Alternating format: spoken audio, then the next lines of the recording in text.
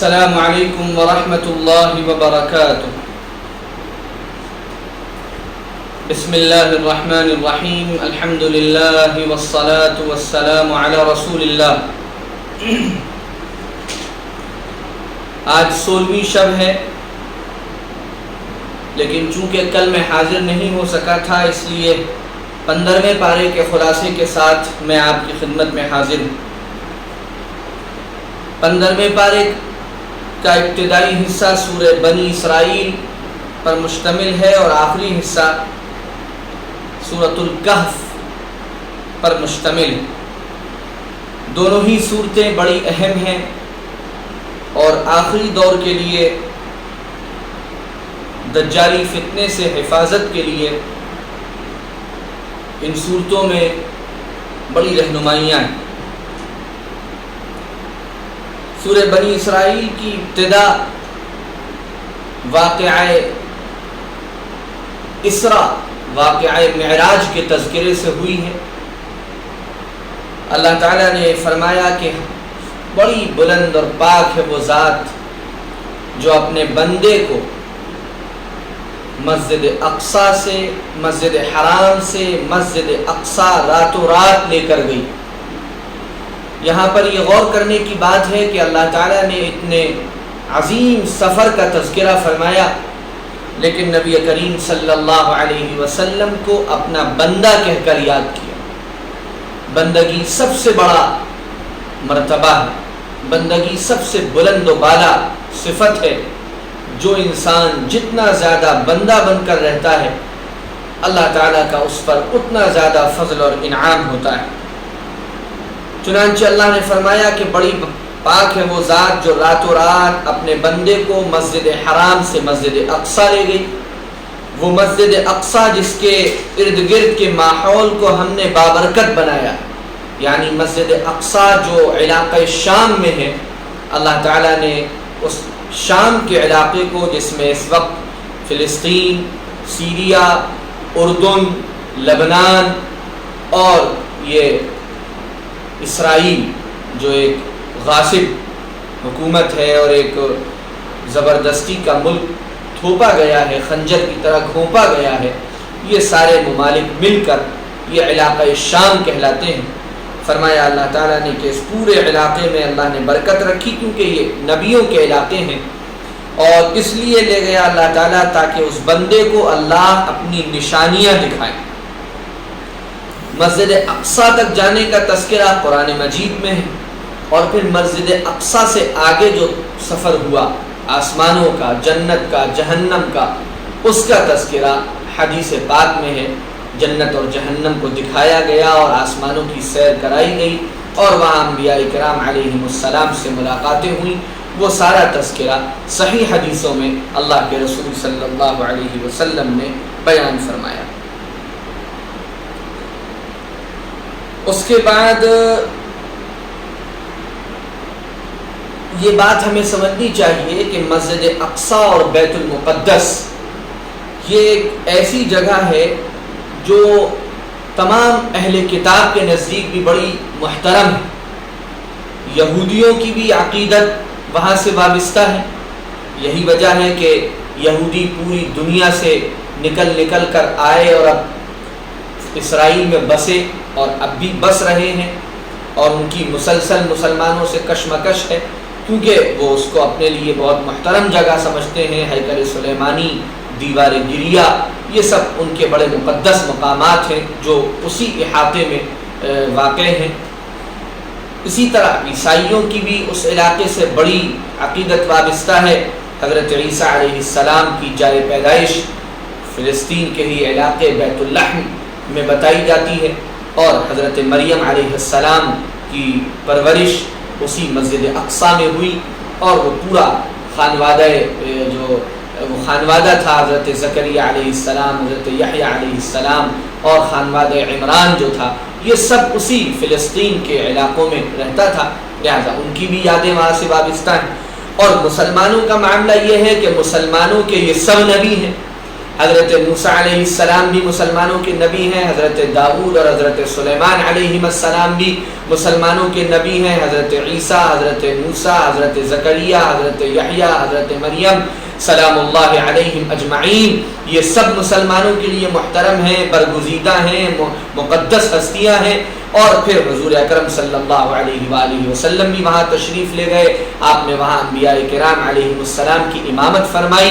مسلمانوں کو ایک زمانے میں مسجد اقصیٰ کی طرف رخ کر کے نماز پڑھنے کا حکم دیا گیا، تو ہر لحاظ سے وہ مسلمانوں کے لیے بھی بہت محترم مقام ہے۔ فرمایا حضور اکرم صلی اللہ علیہ وسلم نے 3 مسجدیں صرف ایسی ہیں جن کی یہ نیت کر کے خاص طور سے سفر کرنا یہ بڑا بابرکت ہے، فضیلتوں کا باعث ہے۔ ایک مسجد حرام جو مکہ المکرمہ میں ہے، ایک مسجد النبوی جو مدینہ المنورہ میں ہے، اور تیسری مسجد اقصیٰ جو القدس شہر میں فلسطین میں واقع ہے۔ یہ تینوں مسجدیں مسلمانوں کے لیے حرم ہیں، مسلمانوں کے لیے بہت ہی مقدس ہیں، اور مسلمانوں کے جذبات ان مسجدوں سے وابستہ ہیں۔ لہذا بڑی کشمکش ہمیشہ سے مسجد اقصیٰ اور اس کے اطراف میں ان طاقتوں کی، ان مذاہب کے ماننے والوں کی رہی، ہمیشہ سے رہی۔ پہلے یہودیوں اور عیسائیوں کے درمیان کشمکش تھی، پھر مسلمانوں کے محمد رسول اللہ صلی اللہ علیہ وسلم کی نبوت کے بعد پھر مسلمانوں نے بھی اس علاقے کی طرف رخ کیا، اور حضرت عمر رضی اللہ تعالی عنہ کے زمانے میں وہ مسلمانوں نے فتح کی، اور پھر اس وقت سے کشمکش کا یہ دور جاری ہے، کبھی کسی کو غلبہ ملتا ہے، کبھی کسی کو غلبہ ملتا ہے۔ اور یہ بھی یاد رکھنے کی بات ہے کہ آخری جو معرکہ ہوگا ایمان اور کفر کے درمیان، حق اور باطل کے درمیان، وہ معرکہ بھی اسی سرزمین پر ہوگا، اسی فلسطین اور شام کے علاقے میں آخری معرکہ حق اور باطل کا ہوگا۔ حضرت عیسیٰ علیہ السلام کا ظہور، حضرت عیسیٰ علیہ السلام کا نزول، حضرت مہدی کا ظہور، دجال کا ظہور، اور وہ آخری معرکہ، یہ سب علاقہ شام سے، مسجد اقصیٰ سے ہی جڑا ہوا ہے، اور احادیث میں اس کی تفصیلات ہیں، اور اس آخری دور سے متعلق جو کتابیں ہیں اس میں اس کے بارے میں تفصیل سے باتیں دی ہوئی ہیں۔ ہر مسلمان کو چاہیے کہ بغور اس موضوع کا مطالعہ کرے، سنجیدہ پڑھے لکھے مسلمان کی ذمہ داری ہے کہ اس موضوع پر اس کو اچھی معلومات ہو، اور وہ اللہ سے حق اور باطل کے اس معرکے میں حق کے ساتھ رہنے کی دعا کرتا ہے۔ اس کے بعد سورہ بنی اسرائیل میں اللہ تعالیٰ نے فرمایا کہ وَإِذَا أَرَدْنَا أَن نُهْلِكَ قَرْيَةً أَمَرْنَا مُتْرَفِيهَا فَفَسَقُوا فِيهَا، یعنی اللہ تعالیٰ جب کسی بستی کو ہلاک کرنے کا ارادہ کرتے ہیں تو کیا ہوتا ہے؟ اللہ نے فرمایا کہ جب ہم کسی بستی کو ہلاک کرنے کا ارادہ کرتے ہیں، یعنی ارادے سے مراد یہ ہے کہ جب ہم یہ دیکھتے ہیں کہ اس علاقے کے لوگ اپنی ضد پر ہیں، بے طلب ہیں، ان کے اندر صحیح راستے پر آنے کا کوئی جذبہ نہیں، کوئی شوق نہیں، مستقل ضد کی، ہٹ دھرمی کی عادت ان کی بنی ہوئی ہے، تو پھر اللہ تعالیٰ کا نظام یہ ہوتا ہے کہ اس بستی کے لوگوں کو اللہ تعالیٰ نافرمان بنا دیتے ہیں، سرکش بنا دیتے ہیں بہت زیادہ، ان کی ہٹ دھرمی اور ضد کی وجہ سے۔ پھر اللہ تعالیٰ فیصلہ کر دیتے ہیں کہ یہ اتنے ہٹ دھرم ہیں، ان کو بات ماننی نہیں ہے، سرکشی پر آمادہ رہنا ہے، تو اللہ کی طرف سے پھر یہ فیصلہ ہو جاتا ہے، اور اس بستی کے مالدار لوگ خاص طور سے سرکشی پر اتر آتے ہیں، نافرمانی پر اتر آتے ہیں، جوا، شراب، فحش، عریانیت یہ اس علاقے میں عام ہونے لگتی ہے، اس علاقے کے مالدار لوگ بگڑنے لگتے ہیں، اور فسق و فجور پورے علاقے میں پھیل جاتا ہے۔ جب یہ ہو جاتا ہے، ظاہر سی بات ہے جب کسی علاقے کے معزز سمجھے جانے والے مالدار لوگ بگڑیں گے تو چھوٹے لوگ، ان کے ماتحت اور تابع رہنے والے تو اپنے آپ بگڑ جائیں گے۔ جب ایسا بگاڑ اس بستی میں پھیل جاتا ہے تو پھر اللہ کی طرف سے فیصلہ ثابت ہو جاتا ہے، اور اللہ کا عذاب آتا ہے اور ان کو ملیا میٹ کر دیتا ہے، مٹا کر رکھ دیتا ہے، اور تہوبالا کر کے رکھ دیتا ہے۔ یہ اللہ کا نظام ہے۔ اس کے بعد سورہ بنی اسرائیل میں اللہ تعالیٰ نے آیت نمبر 23 میں خاص طور سے والدین کے ساتھ حسن سلوک کا تذکرہ فرمایا۔ قرآن مجید میں بہت سے مقامات پر ہم یہ دیکھیں گے کہ اللہ کی توحید کے بعد جس عمل کا سب سے زیادہ تاکید کے ساتھ حکم دیا گیا وہ ماں باپ کے ساتھ بہترین سلوک کرنے کا حکم دیا گیا، بہت اچھا معاملہ کرنے کا حکم دیا گیا، فرمایا گیا وَقَضَى رَبُّكَ أَلَّا تَعْبُدُوا إِلَّا إِيَّاهُ وَبِالْوَالِدَيْنِ إِحْسَانًا، تمہیں حکم اللہ دیتا ہے کہ تم ایک مالک کی عبادت کرو اور اپنے ماں باپ کے ساتھ بہت اچھا سلوک کرو. یعنی سب سے بہترین سلوک کے حقدار اگر کوئی ہے تو وہ دنیا میں ہمارے پیرنٹس ہیں، ہمارے والدین ہیں، ہمارے ماں باپ ہیں. ان سے زیادہ محترم، ان سے زیادہ معزز، ان سے زیادہ مقدس کوئی اور رشتہ ہو نہیں سکتا. جو رشتہ داریوں میں رشتے ہیں ان میں سب سے زیادہ محترم رشتہ ماں باپ کا رشتہ ہے. اللہ نے اپنی عبادت کے بعد سب سے زیادہ جس حکم کی تاکید کی ہے وہ ماں باپ کے ساتھ اچھے حکم کی تاکید کی ہے. اور پھر فرمایا کہ جب ان میں سے کوئی بوڑھا ہو جائے، بڑی عمر کو پہنچ جائے، تو ظاہر ہے اس بڑی عمر میں بہت سی باتیں ایسی ہوتی ہیں جو اولاد کی سمجھ میں نہیں آتی، اولاد کو اس سے الجھن ہوتی ہے، اولاد کو اس سے پریشانی ہوتی ہے، مزاج کے خلاف وہ بات ہوتی ہے. فرمایا تب بھی ان کی کسی بات پر اف مت کہو. یہ قرآن کا حکم ہے، قرآن کا لفظ ہے فلا تقل لهما اف.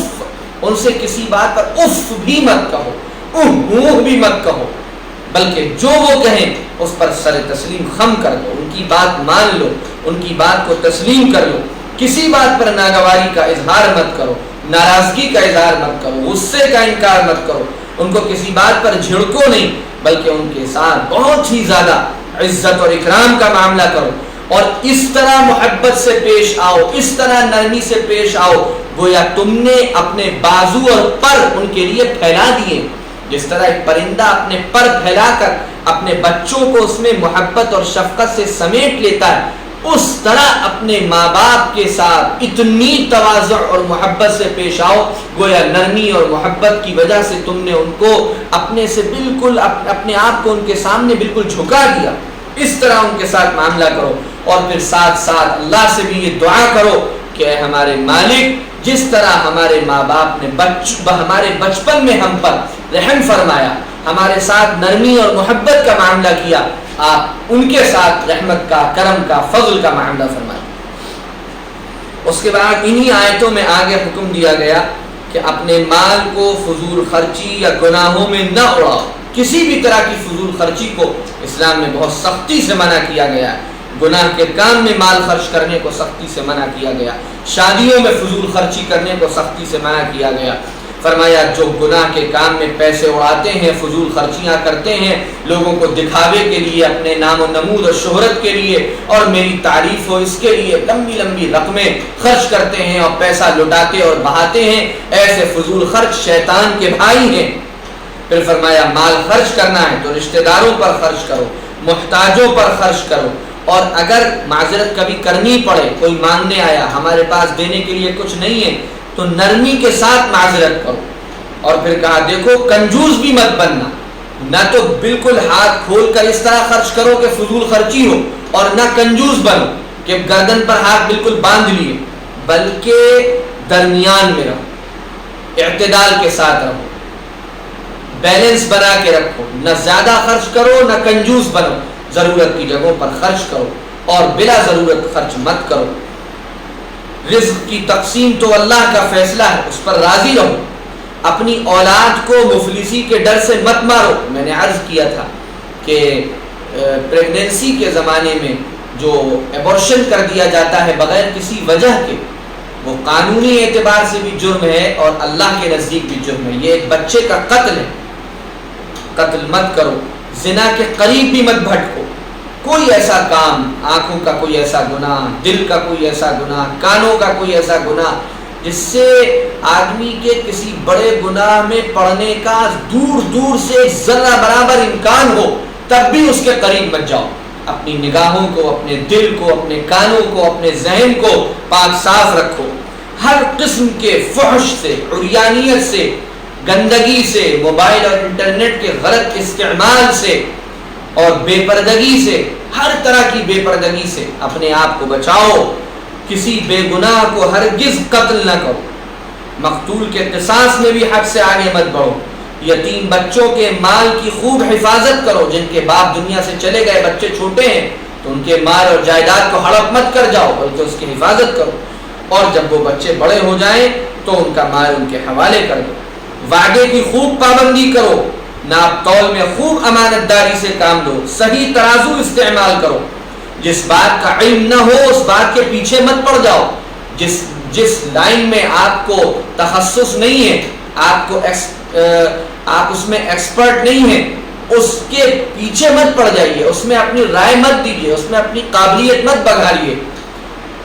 بلا تحقیق کسی کو ملزم بنا دینا اور اس کو برا سمجھنا، یا جن باتوں کا دین و دنیا سے کوئی فائدہ نہیں ان باتوں میں وقت ضائع کرنا، یہ سب اسی میں آتا ہے کہ جس کا علم نہیں ہے اس بات کے ہم پیچھے پڑ جائیں۔ پھر فرمایا کہ ان سب میں وقت مت ضائع کرو، اس لیے کہ قیامت میں تمہاری آنکھ، کان، دل سب کے بارے میں پوچھا جائے گا۔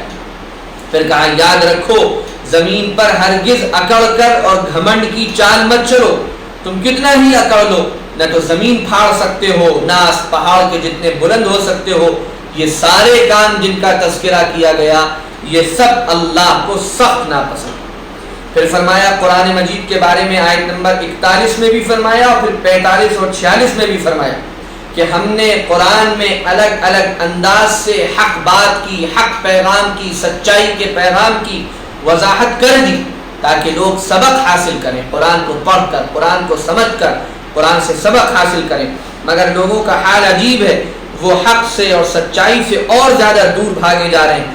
پھر آگے اس کی حقیقت بیان کرتے ہوئے فرمایا کہ اے پیغمبر صلی اللہ علیہ وسلم آپ جب قرآن پڑھتے ہیں، چونکہ یہ لوگ دل سے کوئی تڑپ ہی نہیں رکھتے، ان کے اندر قرآن سے کچھ سیکھنے کا جذبہ ہی نہیں، بلکہ یہ ہٹ دھرم ہے، سرکش ہے، نافرمان ہے، تو جب آپ قرآن پڑھتے ہیں تو ہم نے بھی پھر یہ فیصلہ کر دیا ہے کہ ہم ان کے اور ان ضدی کفار و مشرکین کے درمیان ان کی بے طلبی اور غفلت کی وجہ سے ایک اندیکھا پردہ حائل کر دیتے ہیں۔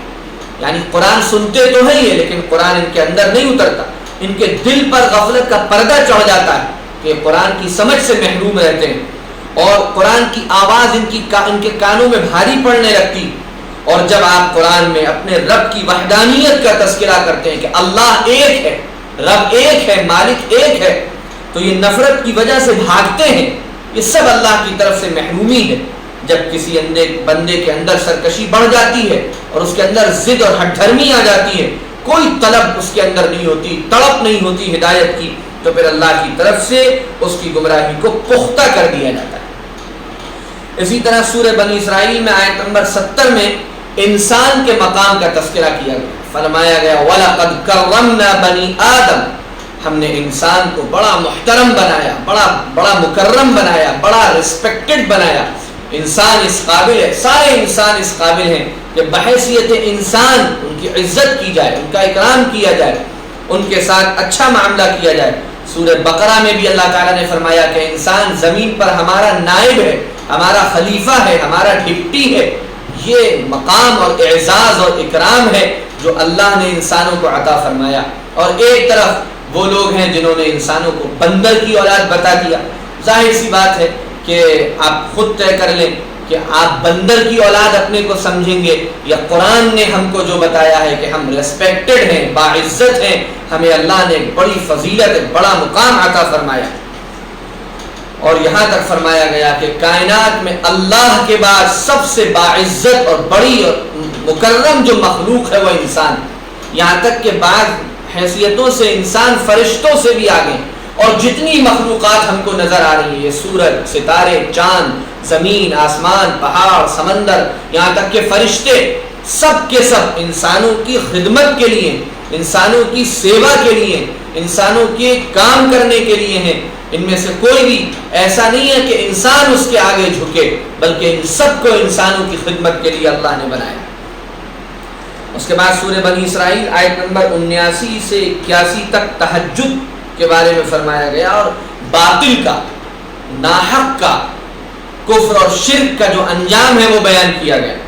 فرمایا گیا اے نبی صلی اللہ علیہ وسلم رات کے کسی حصے میں تہجد کی نماز کا اہتمام کیجیے۔ یہ ایک اضافی عبادت، فرضوں کے علاوہ یہ ایک اضافی عبادت اللہ نے آپ کو دی ہے۔ امید ہے کہ اللہ تعالیٰ آپ کو مقام محمود عطا فرمائے۔ تہجد کی نماز اللہ کے قرب کا بہترین ذریعہ ہے، اور یہ نیک لوگوں کا عمل ہے۔ ہر دور کے نیک اور صلحاء اللہ کے بندے تہجد کا اہتمام کرتے رہیں، رات کے آخری حصے میں اٹھ کر آہوزاری کرنا، عطار ہو، رومی ہو، رازی ہو، غزالی ہو، کچھ ہاتھ نہیں آتا بے آہ سحر گاہی۔ تہجد کی دعاؤں کے بغیر، راتوں کی آہوزاری کے بغیر اللہ کے خاص بندے کبھی بھی قرب کی اعلیٰ منزلیں طے نہیں کر پاتے۔ والمستغفرین بالاسحار وبالاسحار هم یستغفرون، یہ نیک لوگوں کی صفات ہے کہ وہ رات کو سحری کے وقت، تہجد کے وقت اللہ سے استغفار کرتے ہیں، توبہ کرتے ہیں، نمازیں پڑھتے ہیں، تہجد ادا کرتے ہیں۔ پھر نبی صلی اللہ علیہ وسلم سے اعلان کر کے کہلوایا گیا، کہہ دیجئے جاء الحق وزهق الباطل، حق آ گیا، باطل مٹ گیا۔ اور باطل تو مٹنے ہی کے لیے، لیکن یہاں یہ بات سمجھنے کی ہے کہ باطل تب مٹے گا جب حق آئے گا، حق کی دعوت ہر طرف سے آئے، ہر طرف سے حق کی صدا بلند ہو، اللہ کا تذکرہ ہر طرف سے بلند کیا جائے، ہر طرف سے توحید کی دعوت دی جائے، ہر طرف سے سچائی کا تذکرہ کیا جائے، اور اللہ کی بات، نبی اکرم صلی اللہ علیہ وسلم کی بات، قرآن کی بات، اسلام کی بات، سچائی کی بات پوری قوت کے ساتھ ہر شخص بیان کرے، ہر ایک تک پہنچائے۔ جب اس طرح حق کی بات چلے گی، حق کی دعوت دی جائے گی، حق کی سربلندی کے لیے کوششیں کی جائیں گی، اور اللہ کے راستے کی کہ مجاہدے برداشت کیے جائیں گے، تو پھر باطل سرنگو ہوتا چلا جائے گا، باطل مٹتا چلا جائے گا، اور شیطان کی چالیں ناکام ہوتی چلی جائیں گی، اور شیاطین الانس والجن اپنی سازشوں میں بالکل فیل ہوتے چلے جائیں گے۔ لیکن اس کے لیے اہل حق کا ضروری ہے کہ اہل حق کھڑے ہو کر حق کی صدا لگا دیں، حق کی آواز لگا دیں، حق کی دعوت دے دیں، حجت قائم کر دیں، حق بات سب تک پہنچا دیں۔ جتنا یہ ہوگا اتنا اللہ کی طرف سے باطل کو مٹانے کے فیصلے کیے جائیں گے۔ اس کے بعد سورہ بنی اسرائیل آیت نمبر 85 میں روح کے بارے میں، روح کی حقیقت بیان کی گئی۔ فرمایا گیا ہے محمد صلی اللہ علیہ وسلم، یہ لوگ آپ سے روح کے بارے میں پوچھتے ہیں، آپ کہہ دیجئے کہ روح تو بس میرے اللہ کا حکم، انسان کا جسم بنتا ہے اور اللہ کے حکم سے اس میں روح آ جاتی۔ اب اس کے کیا اسرار ہیں، وہ کیسی ہوتی ہے، کب آتی ہے، کہاں آتی ہے، کہاں جاتی ہے، یہ اللہ کا فیصلہ ہے، اللہ کا نظام ہے، اللہ کا امر ہے، اللہ ہی اس کے بارے میں زیادہ بہتر طریقے پر جانتے ہیں۔ ہمیں اتنا معلوم ہے کہ قل الروح من امر ربی، روح تو اللہ کا حکم ہے، اللہ کے حکم سے آتی۔ اور پھر نبی صلی اللہ علیہ وسلم سے فرمایا گیا کہ آپ کو بھی جو علم دیا گیا ہے بہت تھوڑا سا علم، اور پھر اللہ نے اپنی شان بے نیازی کا اظہار فرمایا کہ اگر ہم چاہیں تو آپ سے وہ بھی لے لیں جو ہم نے آپ تک وحی کیا۔ یہ اللہ کی شان بے نیازی ہے، اللہ ہر ایک سے ایسے کہہ سکتے ہیں، سب کے رب ہیں، سب کے مالک ہیں۔ جب نبی اکرم صلی اللہ علیہ وسلم سے یہ فرما دیا گیا کہ آپ کو بھی جو علم دیا گیا ہے وہ تھوڑا سا ہے، بہت تھوڑا سا، تو جو سید الاولین والآخرین کے امام ہیں، ساری کائنات میں جن کو سب سے زیادہ علم اللہ نے عطا فرمایا، جب ان کا علم بھی تھوڑا سا ہے تو پھر کس انسان کی یہ حیثیت ہے، یہ اوقات ہے کہ وہ خود کو بڑا عالم کہے، علامہ کہے، فقیہ کہے، اپنے کو بڑا مفکر سمجھے، مدبر سمجھے، مفسر سمجھے، داعی سمجھے، بڑا قابل سمجھے، بڑا سمجھدار سمجھے، بڑا ذہین سمجھے، اور اپنے فضائل خود بیان کرے، اپنے کمالات خود بیان کرے، اپنی مدح خود کرے۔ یہ کس انسان کی حیثیت اور اوقات ہے؟ انسانوں میں سارے انسانوں کے علم سے بڑھ کر علم تھا محمد رسول اللہ صلی اللہ علیہ وسلم کے پاس، اور اللہ نے فرما دیا کہ اے نبی صلی اللہ علیہ وسلم آپ کو بھی بڑا تھوڑا سا علم دیا گیا ہے۔ پھر سورہ بنی اسرائیل آیت نمبر 110 میں اللہ کے پیارے پیارے ناموں کا تذکرہ کرتے ہوئے فرمایا گیا کہ اے پیغمبر صلی اللہ علیہ وسلم، اللہ کو آپ چاہے اللہ کہہ کر پکاریں یا رحمان کہہ کر پکاریں۔ رحمان بھی اللہ کا نام، اللہ کے بہت پیارے پیارے نام ہیں جنہیں اسماء حسنی کہا جاتا ہے۔ آپ ان ناموں سے اللہ کو پکاریے، اللہ کی تسبیح و تحمید بیان کیجیے۔ یہ سورہ بنی اسرائیل کے کچھ موضوعات تھے، سورہ کہف کے بھی موضوعات ہیں جنہیں انشاءاللہ میں کل عرض کروں گا۔ اب مجھے ایک دوسری درخواست کرنی ہے ایک انتقال کے سلسلے میں دعائے مغفرت، جس کی وجہ سے میں کل بھی حاضر نہیں ہو سکا تھا درس قرآن کے لیے۔ 90 کے قریب ہمارے یہاں فیروز آباد میں ہمارے والد محترم نے ہمارے دادا مقدس اللہ العالی کے حکم پر ایک اسکول قائم کیا، ابو ہریرہ اسکول کے نام سے۔ اور وہ اسکول جب آگے بڑھا تو سن 1994 یا 95 میں اس اسکول میں ایک ٹیچر آئے جناب مسرور حسن صاحب، یہی فیروز آباد کے رہنے والے تھے، اور کوئی شک نہیں 1994-95 سے لے کر 2018 تک انہوں نے ہمارے یہاں اسکول میں تدریسی خدمات انجام دی۔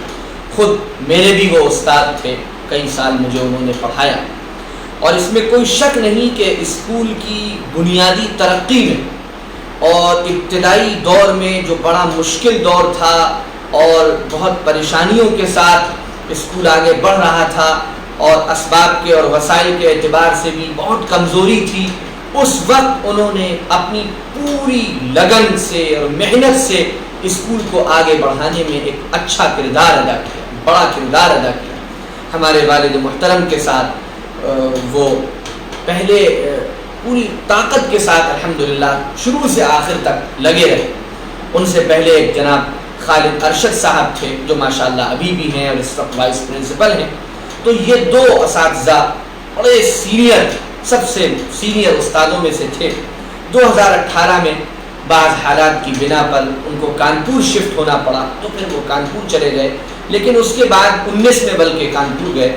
اس کے بعد بھی وہ ادھر 1.5 سال کے عرصے میں جب بھی فیروز آباد آتے تھے تو تقریباً پورے دن کے لیے وہ اسکول آتے تھے اور سارے کلاسوں میں جاتے تھے اور بچوں سے ملتے تھے۔ بڑی ان کی خدمات تھی، اور بعض صفات ان کی ایسی تھی، مجھے افسوس ہے کہ کل ہمارے اسکول کے اولڈ بوائز نے، سینئر اسٹوڈنٹ جو پرانے تھے، انہوں نے زوم ایپ پر ایک تعزیتی نشست رکھی تھی جس میں ہمارے والد صاحب کا خطاب ہوا تھا، لیکن وہ بعض ٹیکنیکل پرابلمز کی وجہ سے وہ ریکارڈ نہیں ہو پایا۔ والد صاحب نے بہت اچھی گفتگو کل ان کے بارے میں کی تھی، اگر وہ ریکارڈ ہوتی تو بڑا اچھا ہوتا، ہمیں بڑا افسوس ہے کہ وہ ریکارڈ نہیں ہو پائی۔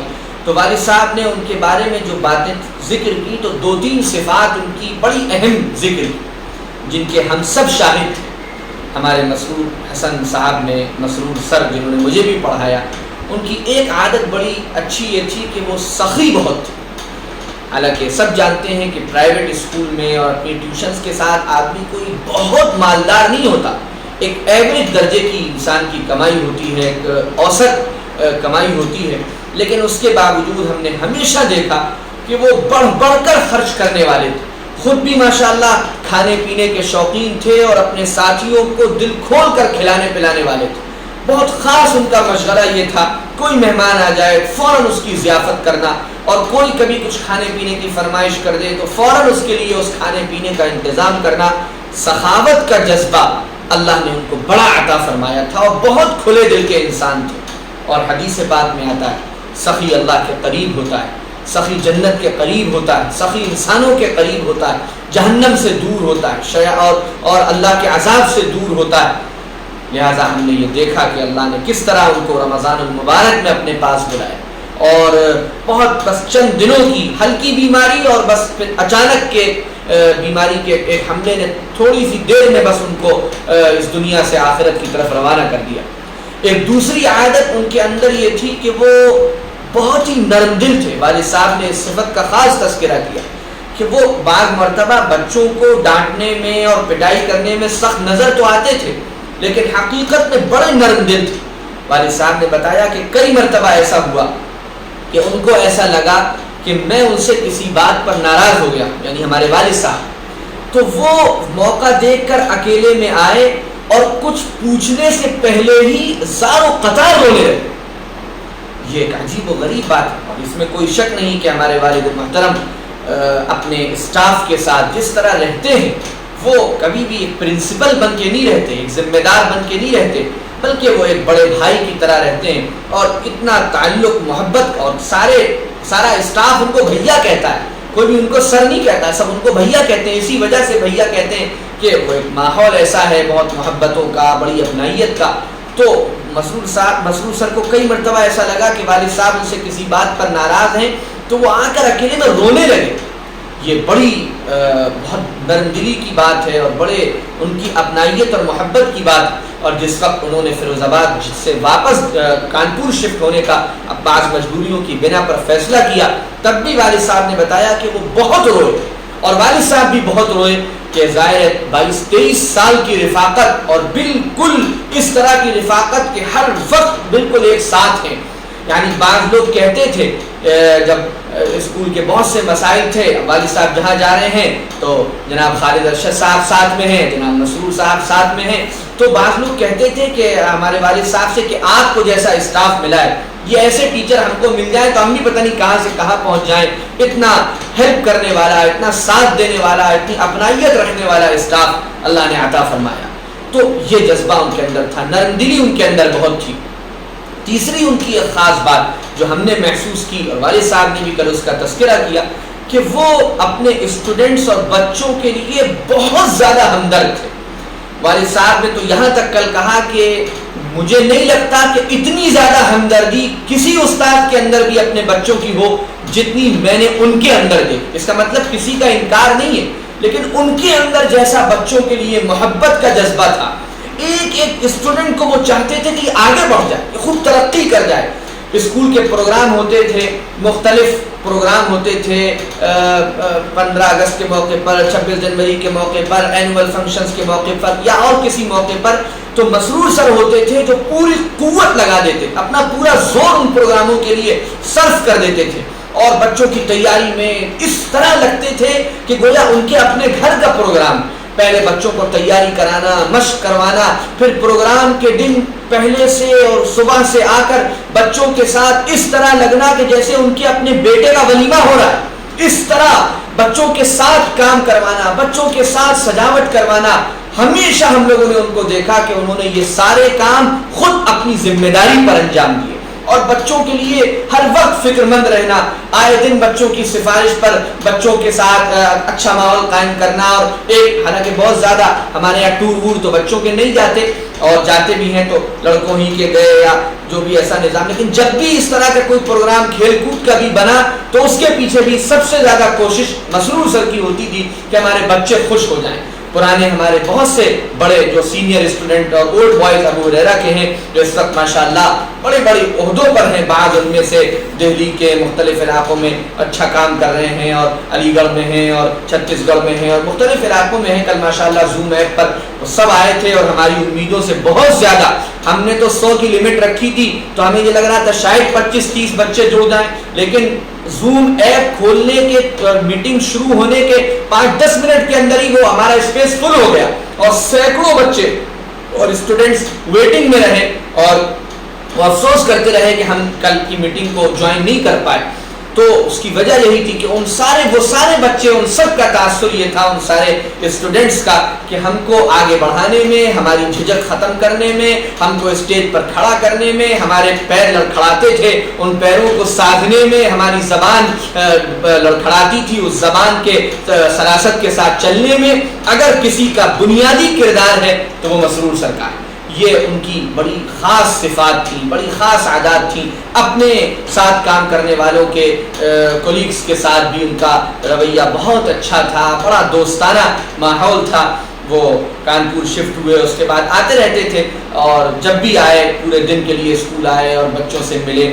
اور پھر اچانک پرسوں ان کے بارے میں رات کو خبر ملی کہ ان کا انتقال ہو گیا, اور بہت معمولی سی بیماری کے بعد اچانک وہ اللہ کے حضور حاضر ہو گئے. بڑا سخت صدمہ پہنچا.